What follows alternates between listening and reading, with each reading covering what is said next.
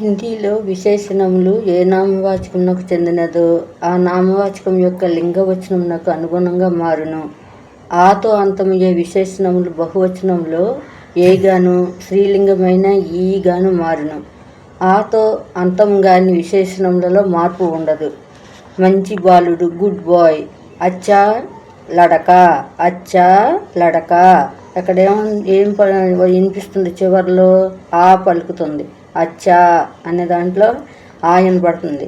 అలాగే అచ్చే లడకే బహువచనంలో ఏగా మారిపోతుంది అనమాట. అచ్చే, అచ్చా ఏకవచనం. అచ్చే అనేటప్పటికి ఇక్కడ ఏమవుతుందంటే బహువచనం లడికే అయినప్పుడు అచ్చే వస్తుంది.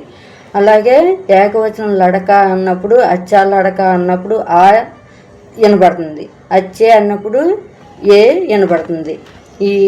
అలాగే గుడ్ గర్ల్, అచ్చి లడకి.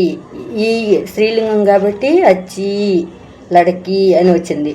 గుడ్ గర్ల్స్ అచ్చి లడకియా, అచ్చి లడకియా. అలాగే బ్లాక్ క్యాట్, కాలి బిల్లి.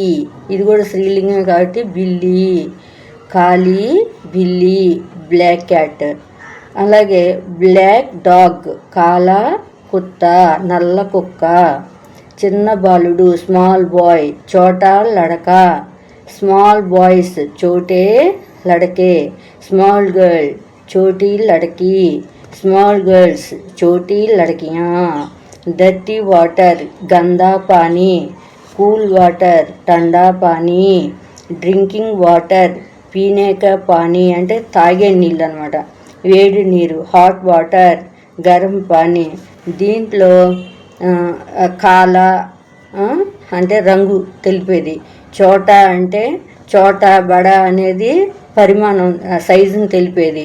అలాగే గుణం, అచ్చా అనేది గుణం తెలుపుతుంది. గంధ అనేది మురికిగా ఉంది అని తెలియచేయటం అనమాట. టండ అంటే చల్లగా, వేడిగా, మంచిగా, ఇవన్నీ కూడా విశేషణాలను తెలుపుతుంది అనమాట.